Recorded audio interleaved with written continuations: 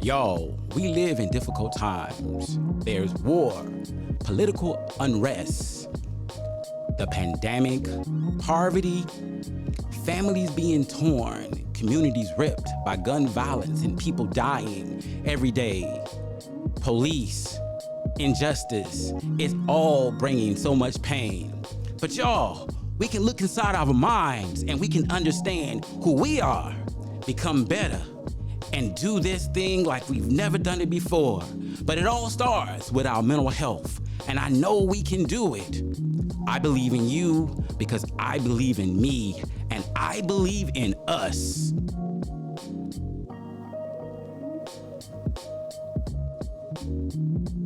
Look, I know I need to ask this question, but you guys have been so good, and listening to y'all talk, man, I am so fired up. Like, boom, it's like, mental health. What role has mental health played in your journey?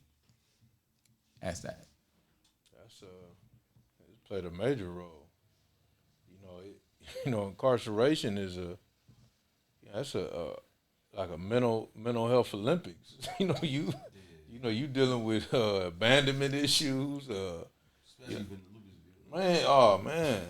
Yeah, anxiety. I say anxiety to, all of that. I say Lucasville, that 23-1 in the cell where, you really get to deal with yourself. You mentally battling yourself, the staff, and the other inmates. This how challenging your every day. This ain't just like you can get no chill days. You know what I'm saying? Like every day that your eyes open, it's a mental challenge for you. The whole day you up till you go to sleep. You see what I'm saying? Like if I ain't dodging him and he a roller, he on some BS with me. I gotta dodge him. You an inmate, you on some BS. Now I'm in the cell by myself. Why he couldn't have been the roller? Yeah. I don't want to be the roller. Let him be the roller, man. I don't want to be the roller. I definitely apologize. Right? Yeah, I don't want to be the roller. Yeah. It's cool. But it just when you think about it, like later on in hindsight, it's like damn, like it's really a mental Olympics, like all day long. Like you, after you be out and you challenge yourself against all these people, stay out their way, you get yourself by yourself, but now you mentally challenging yourself, like what I'm doing wrong. I could have did this better. You know what I'm saying? So it's like, man, you gotta have a strong for a guy to come through prison, man. Me myself personally, like to do a long amount of time in prison because, like he said, you deal with abandonment, man. Like, and that's part of the first stage of that was when the hurt come in when you realize people that you really had faith in get missing on you. You see what I'm saying? So like, that's a mental challenge for a human being. Like, you my mother, you my father, you my girl. We was together, we lay in the bed every night, and now I'm in here, you just gone. And you know I'm in a position where I can't move how I normally would move. You know what I'm saying? Like, why would you leave? Like, you know what I'm saying? Like, that don't make sense to me. Like, don't. And you got to deal with that. Like, but at the same time, you can't deal too hard on it because you're around all these men that expect a certain level of masculinity out of you. You know what I'm saying? You can't go around there just boo like my girl left me. Like, I don't know why you want to hear that. Everybody girl left them, bro. Like, suck it up. Right. Understand. I think to piggyback off what the brother said, a lot of our mental health situations got to do with the amount of time we've been home. Like I've been home for 19 years now. I left when I was 18. I came home when I was almost mid-30s. I'm almost 50 years old now. Right. You know what I mean? And what I come to understand from working with people like myself coming home from incarceration, that's what I do every day. Like, I get paid to actually work with people as we get out. They pay me a good salary to make sure brothers is in a better situation. Right. What I learned is that we get all of this stuff on top of us before we go to prison. That PTSD, the growing up in a certain neighborhood, abandonment issues of fathers not being there, rape, molestation, all the stuff that comes, seeing our friends murdered, all of this stuff that come, then we go to prison. And while we're in prison, we get experience all these things like the brother talked about, abandonment issues, dealing with the rollers, stabbings, all this other stuff we see. We label that, we layer that on top of what we got before we got there. And then what happens is you get a parole or you reach your out date and you release back into society You got this PTSD on you, and you got what they call post-incarceration syndrome. You got PICS on you too. You release into society, and they tell you, okay, if we give you a job, a place to stay, and a way to get to work, you should be okay. When in reality, we are not okay. You know what I mean? Many of us coming home are not okay. We have so much inside of us that when this brother step on my shoe, I'm still mad like I'm 18. You know what I mean? When this brother look at me a certain way, I'm still fighting within myself. I've been out 20 years and I'm still fighting within myself. Like, man, why this looking at me like that? All I'm doing is talking, what's up? You know what I mean? We got all of this stuff, and if we don't find ways to start dealing with this stuff that's inside, you wonder why people keep going back. It's more comfortable to go back because I know how to maneuver within the confines of prison. I know if you step on my shoe, I'm supposed to knock you out. You know if I step on your shoe, you supposed to knock me out. You know if I call you to be, man, you hear these young, I was about to say young whippersnappers. You hear these young fellas using words nowadays. I was in the school on Friday. I facilitate a program in the school, and I hear the way these little brothers talking to each other. Be this and H that and H this, and I'm just sitting there listening. And the teacher's stuck, and the people that's there stuck, and me and my brothers that's in there looking at them like nobody never told them it was wrong. Nobody never told these brothers it was wrong, so they piling it up. Like they say, you throwing bricks at it, you throwing rocks at it, they throwing rocks at it. They throwing rocks at it. So when brothers like us get the opportunity to step into position to say, look, man, the things our kids are attracted to won't change. I was attracted to materialistic things. I was attracted to ghetto boys' music. Like they attracted. We can't say, quit listening to that. Don't listen to that. Don't do that. What we can tell them and show them is a different way to achieve the things that you're attracted to. A different way to obtain those things. We got to put them in position where they can obtain the car a different way than selling dope. This brother got a clothing line. If it's successful, I know somebody that's designing clothes. I can call this brother up and say, look, I got this little brother that's designing clothes. Help him out. That's what we got to do. We can't just sit around and say, you wrong, because nobody never told us that stuff. I be calling dudes out now, like right now, like certain guys that I know, you know what I'm saying? Like, you got guys that's using credit, they got the game now. But they move like dope boys. And so I call them on it. Don't let these young brothers think you selling dope to get these things, bro. Tell them, give them the game. Put your head down for 2-3 years, stack your money, build your credit, you get you a Benz. That's right. I know selling dope for 30 years, ain't even had a cutlass yet. You see what I'm saying? Like, we gotta just be honest though. Like, we gotta be honest, like, bro. No doubt. Don't go that route. It's gonna take you forever, and the risk level is this high, bro. Go get you a job at McDonald's. Put your head down, bro. 2-3 years, get your check, stack them, get your credit. You have a Benz. With 40s on there. These guys are swiping rims. They just swiping rims on their credit card, and they coming down the block like got the kids. They hustling for it, ain't no doubt. Oh, breast the wrong narrative. Why not teach our kids like, no, we ain't hustling no more, man. My little cousin, he got his car washed. Like I got my store. This is how my mind work. I get a store. It's a storefront. Guy got a garage in the back of the store, 2-bay garage. As soon as I see it, he showed me the building. I just stopped worrying about my store. Hey man, what's that garage? My cousin got a mobile car wash. He can have a business right here. Dude, like, man, I got a bunch of trash in there. Get it out of there, bro. I can call somebody right now and get you some more rent money, bro. Like, get it out of there. I'll give you some more rent money and give my cousin the business. Little cousin got the business. He got a car wash boom behind my store now. You see what I'm saying? Now he hiring little kids in the neighborhood to come work at his car wash. We got to set these type of tracks, you know what I'm saying? And it just keep going. Like, you know what I'm saying? Like, man, we going to do some things around here. Man. We going to change the game. I love that, man. I love what you guys are saying, man. That's powerful. Trying to change the neighborhood, trying to change the community, trying to change attitudes.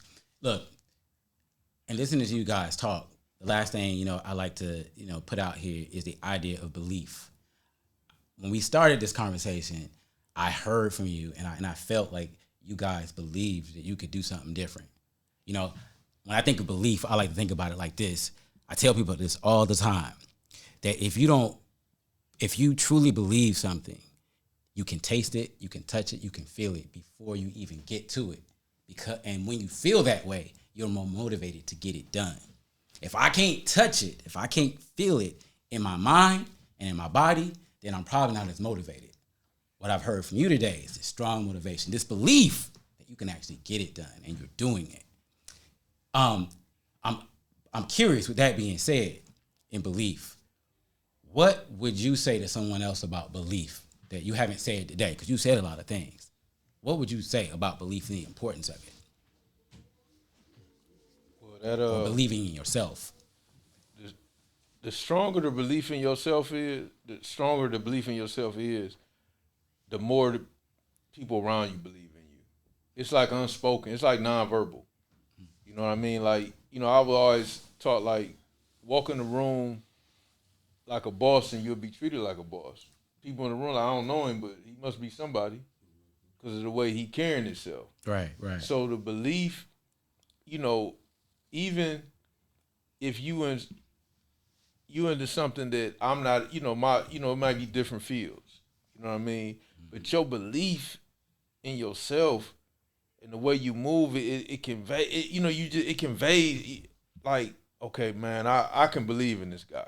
You know what I'm saying? Because I see he move in a manner that say he believes in himself. You know what I'm saying? His ability to go it alone if he have to take the risk to, to reach higher. You know what I mean? People who do that, that's showing a belief in yourself. You know what I mean? And it start here. You know what I mean? Everything start here. I say everything created twice. First in your mind and then it manifests. So that in itself will open doors. You know what I mean? Like, but it started like so much of what we didn't do before is because we didn't believe we could do it. Say that again. You know what I'm saying? We didn't, so it didn't happen.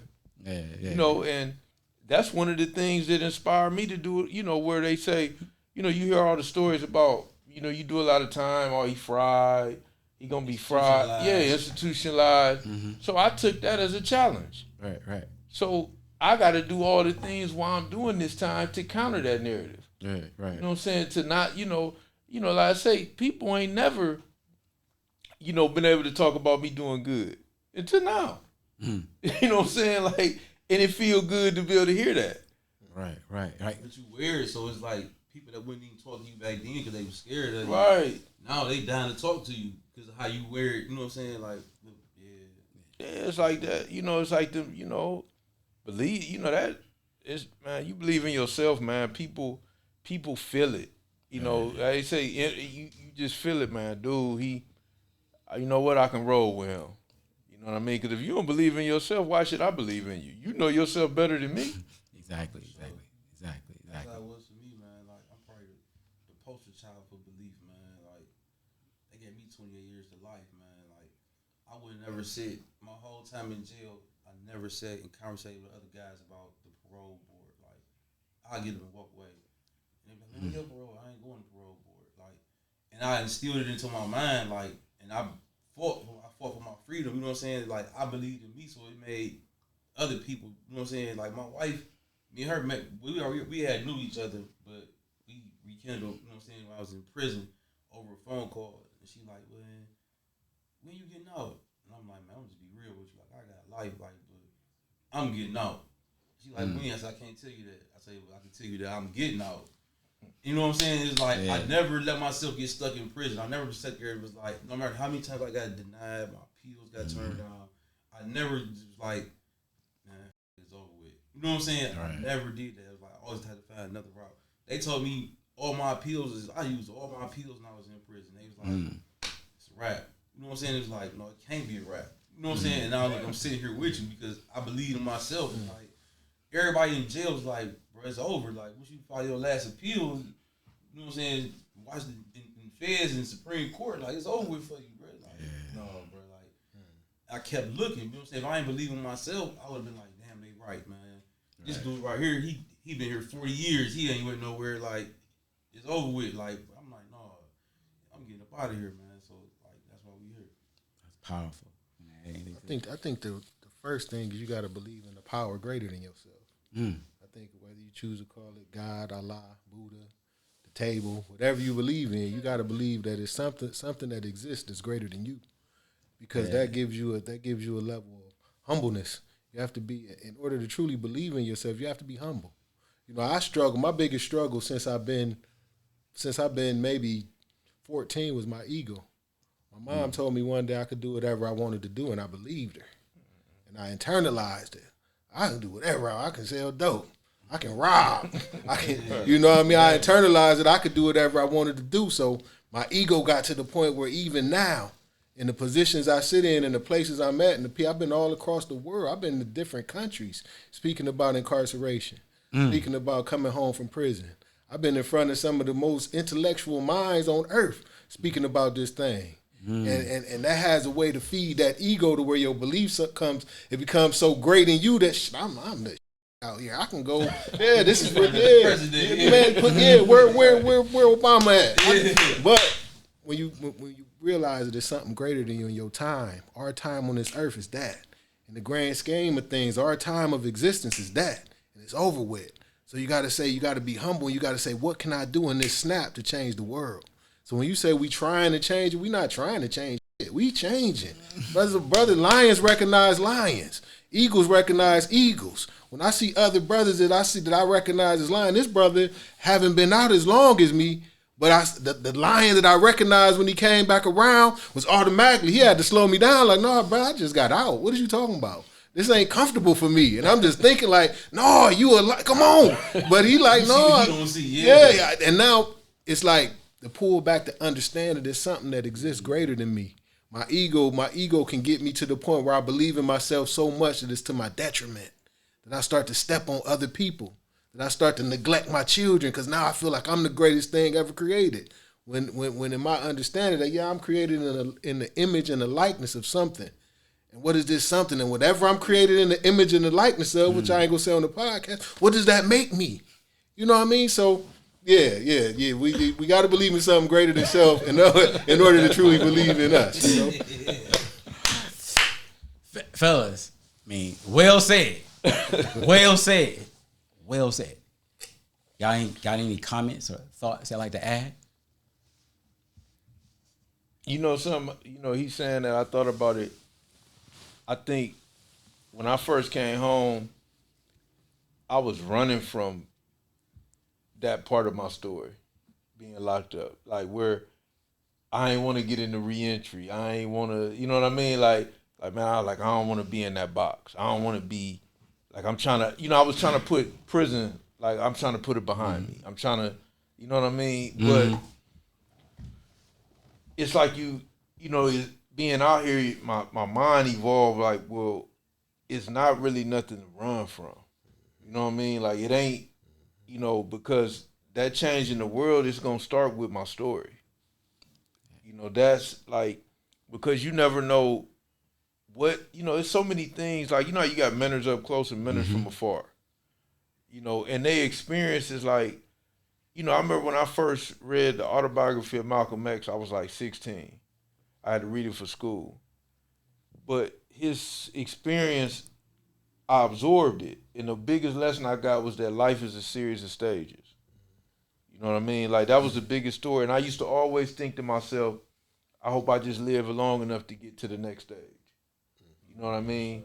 But his story, it did something for me. And I never met Malcolm X. So I look at that, I had to go back into that, like, my story could help somebody and change, you know what I mean, their life or their world, or the decisions we making gonna affect our tribe for the next 100 years. My daddy, granddaddy, all been to prison, so somebody made a wrong decision along the line in my tribe. So I'm looking at this and I said, man, this, I came back around to it where, Donovan was at, like, man, bro, this is like, this gonna help you. I understand it now. You know what I'm saying? I understand, like, the value in it. Like, L told me, he said, man, bro, I tell my story. That's it. Period. Like, that's it. Like, you gotta, what I come to realize since I've been home, like, and, by me being wrongfully convicted was a big story behind it. It's been ongoing for the last 4 years. But it's like, everything we do in life is somebody's story, bro. That shirt, somebody thought about that shirt and put it on. You know what I'm saying? So it's like, it's your ideas is your story, your life. You see what I'm saying? So it's like, it's better to tell your story where you came from and where you at now, because if you just get successful and you leave the jail part out, you leaving out all the youngest that's headed to jail, or all the guys that's in jail. You leaving them completely out the mix. You see what I'm saying? when you involve prison into your story, it's like you got the guys in jail, like, oh yeah, Sale was in here. I know that man. Or no, like look at dude, he did time where I did time, man. Now he's writing books and he got labels and he got all this, you know what I'm saying? So it's like you have to tell that part. So the people that's going through what you went through can be like, it's a way out. Yeah. It's a light at the end of the tunnel, you know what I'm saying? Bro sat in this cell next to me and now he out this cell, he doing this, like, you know what I'm saying? I talk to jail dudes all day long. I get 4, 5, 6 calls from lifers. You know what I'm saying? That's what keep me humble and keep me grounded. Like, and sometimes I don't be in the mood for it, but I be needing that reassurance. Like, it could be my worst day, and I be like, man, I don't feel like talking to nobody in jail. But I answer because this somebody just got life worse than I do. Let me put my out here. You know what I'm saying? Because I got somebody in here going through something 10 times more worse, and I know because I was just there. You know what I'm saying? So it's like, it's a humbling experience. And it's like, man, I'm tell my story. They be like, man, my girl asked, she's like, you think you want to be tired of telling your story? You know what I'm saying? I've been home 4.5 years, and I'm like, hell no. Yeah. Like, just hell no. Like, y'all get tired of hearing it, then that's on y'all. Like, but I know it's a fresh breed coming in. Like, it's gonna help. You know what I'm saying? So I keep telling them, man, keep encouraging my brothers. And now I'm at a point where now, like, I tell everybody, like, man, find a way to capitalize off of what you've been through. Girls, men, you know what I'm saying? You got women out here that's been through rape and all types of stuff like that, child abortions, and now they successful. But they try to, like, shy away from that part, and I be like, no, tell your story. You know what I'm saying? That's your greatest gift. Your greatest gift to society is the stories that you tell. Right. When Sale was talking about mentors, books are our mentors. When I was in prison, books became my mentor. You know what I mean? And some books was Donald Goines and Iceberg Slim, you know. Picked up little pieces of that here and there, you know. I used but it that. helped for certain situations though. What it was the progression. Right. So older dudes at the time, they would drape you off into Iceberg Slim and Donald Goines, so you would read it, and now you used to reading, so you're looking for what's next, and then they slide The Wretched of the Earth, or they slide The Prince, or they slide something up under you, and you reading it like, I don't understand it. Oh, get you a dictionary. So now you're reading it with a dictionary and a thesaurus, and your mind is going in a whole different place. When this brother said, I tell my story, I've been telling my story now for 10 years. You know what I mean? I've been out going on 20. And I've been telling my story, and the thing that I notice is the more that I give to the people, the more the universe gives to me. So it's only what they say, like 18% of black males make a certain amount, you know what I mean, of money. I think it's 18% make $100,000. I made way over that last year just telling my story, just being who I am. Just letting the brothers know that I can get everything the dope man can get. My cars is nice. I live in a beautiful place. I got all of this, and I got it from telling my story. I got it from sharing with brothers. I got it from building with brothers and letting them know, you know what I mean, this that you got in here, can't nobody steal this. You can lock this up. You can lock this up, but can't nobody steal this from me. As long as I can sit around and do this, I can get some money. Yeah, that's how I look at it. As long as I can do this. My brand. Like, I know people that probably wouldn't get too shit about my hoodie, but they buy into the story. Ain't no doubt. With the hoodie. You see what I'm saying? Like, and I took this, like, everything for me is based upon the story. So it's like, when I leave here and you go somewhere later on the day, and you down there in the plaza, you get in the subway, you see a guy with a comic club hoodie on. The first thing will come to your mind is, L made that. L get 15 years in jail for a crime he didn't commit. That's right. You know what I'm saying? Like, it just, and then it's going, I had guys come on my story be like, man, I was up to dinner, man. It took everything. He got to get up and go ask, dude, did he know you? Because I got on comic club, he got on comic club. And I'm sitting there like, L, man, like, you know what I'm saying? It's like, and then it creates a story like, yeah, I know L, bro, he did the time, and it's like, then it just trickled on, and then cause my whole objective for like prison, man, like I'm heavy on wrongful conviction, I'm an advocate for it, you know what I'm saying? So it's like, I try to get people involved now with my brand. This was like my platform. If I would have came from jail, I ain't had nothing going on, and just cried about prison, nobody want to hear me because I'm entitled to that because I just came from prison. But I created something where across the board gonna wear it and gonna want to know why. So now my mission is to try to find people that ain't got no leg in the game. Somebody who ain't never had an uncle in jail. Somebody don't know nobody in jail, but they just care because why does this keep happening? Like, why are these guys going to jail for crimes they didn't commit? Why is this so normal, so reoccurring? Like, if you get people that ain't got a leg in the game, people listen to them. Like me, us three, somebody be like, man, y'all been in jail, so of course y'all gonna say that. You know what I'm saying? But if you come in there like, I ain't never been to jail, but I want to know why this is going on. Right. They gonna be more interested in hearing you than us. But they gonna like our story about jail though. you can't tell a story about Gerald. Yeah, I can't tell a story. See what I'm saying? Can't tell a story. Hey, man, listen, man, I feel like we could do this for hours, man. I'm just absorbing all of this, man. Like, oh, man, this is so good. And you know what? I love what y'all say about, like, telling your story. Because life, man, we can have all kinds of successes. But the story behind it, the journey, is so much more important. Because to get there without a story is just to be there. But to be there with a story, it's like, hey, I've been tried by the fire. I've been put down. I've been beat out. All kind of stuff. But I still made it there. Tell me something. Who wants to win a championship without a struggle? If somebody just gave it to you, it wouldn't mean that much. But when you've been through some stuff. It's like the guys is the last one on the bench of a basketball team. Yeah. He be like, I got a championship ring. But he can't tell you a play or the game where he hit the buzzer. He ain't got no You stats. know what I'm saying? At your diamonds all day, like but he tell you the story how you got the diamonds, you be more intrigued. Like you hit the buzzer beater in you know what I'm saying, in the fourth quarter. Yeah, That's exactly. a nice ring, but damn, you hit the buzzer beater. Like What that buzzer beater feel like? When you hit it. Exactly. That's where he had the materials. You know what I'm saying? Exactly. You do know my story. Exactly, man. That's what I'm talking about. And that's why it's so beautiful when we can sit here and we can talk about these stories and see where you guys have gone and what you have gone through, man, and where you are today, man. It's so powerful. You have so much wisdom and knowledge and understanding. Man, y'all got stuff that people could not get in a 4-year, 6-year, 8-year education. No, for sure. Because it's information, it's experience, it's wisdom on a high level, man. And I appreciate y'all sharing that with us today. And listen, y'all, if y'all like this discussion, please go down to the comment box, leave your questions and comments. Don't forget to like us and subscribe. And we will see you in the next episode of Therapy is Life. Thank you. Y'all have a nice one. Comic Club. Yeah, shout out Comic Club.